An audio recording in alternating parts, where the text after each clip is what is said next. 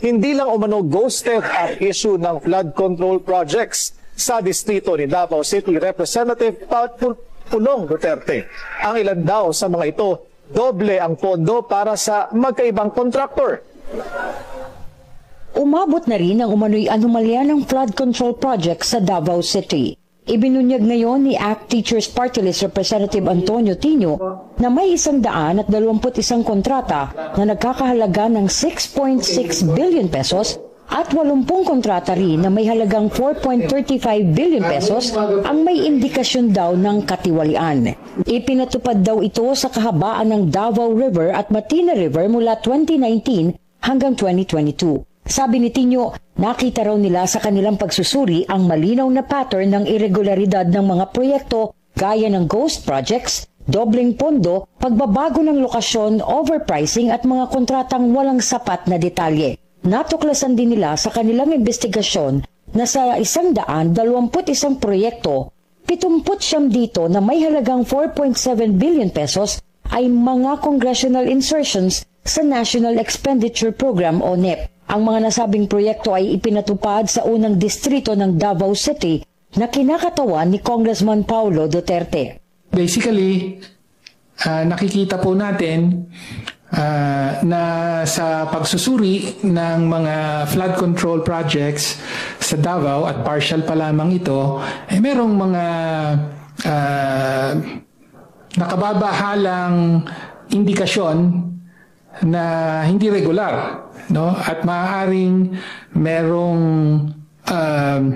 possible ghost projects, maaaring clearly merong overpricing, no? At iba pang mga tipo ng anomalya. Sa mga nasabing proyekto, 5 klase ang nakitang red flag ng mambabatas.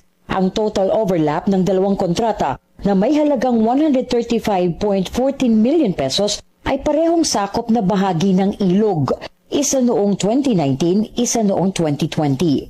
Sinundan ito ng pagkakaroon ng proyektong double funding o 2 kontrata na may halagang higit 115 million pesos na iginawad sa magkaibang contractor para sa parehong lokasyon ng proyekto. May change location at short-changing kung saan 9 na kontrata na nagkakahalaga ng 484.4 million pesos ang ipinatupad sa ibang lokasyon na hindi nakasaad sa General Appropriations Act o GAA at mas kaunting bahagi ng proyekto ang naisagawa. Contracts without details o wala raw mga detalye, lokasyon o haba ng proyekto ang 62 kontrata na umaabot sa 3.44 billion pesos. Bukod pa rito ang 10 kontrata na hindi raw nakasaad sa GAA na may halagang 2.65 billion pesos. Sa Matina River na 26 sa 28 na proyekto na nagkakahalaga naman ng 1.70 billion pesos ang may natuklasang irregularidad dahil sa paulit-ulit na lumitaw na kontraktor sa mga questionabling proyekto. Isa rito ang Relly Construction and Supply Incorporated na humawak ng 5 kontrata sa halagang 400.85 million pesos. Ang Legacy Construction Corporation na may 7 kontrata na may halagang 350.99 million pesos.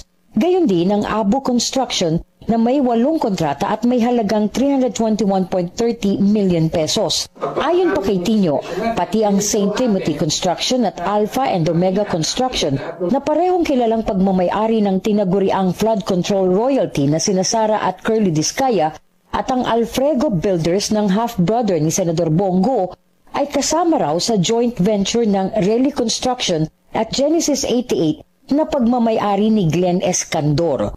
Ang Genesis 88 ni Escandor ay nag-ambag umano sa kampanya ni Vice President Sara noong 2022. Maghahain ng resolusyon si Tino sa Kamara para imbestigahan ang mga nabanggit na umano'y maanumalyang proyekto sa Davao City. Hinikayat din niya ang COA, ICI at ang Ombudsman na silipin at magsagawa ng sariling investigasyon ukol dito.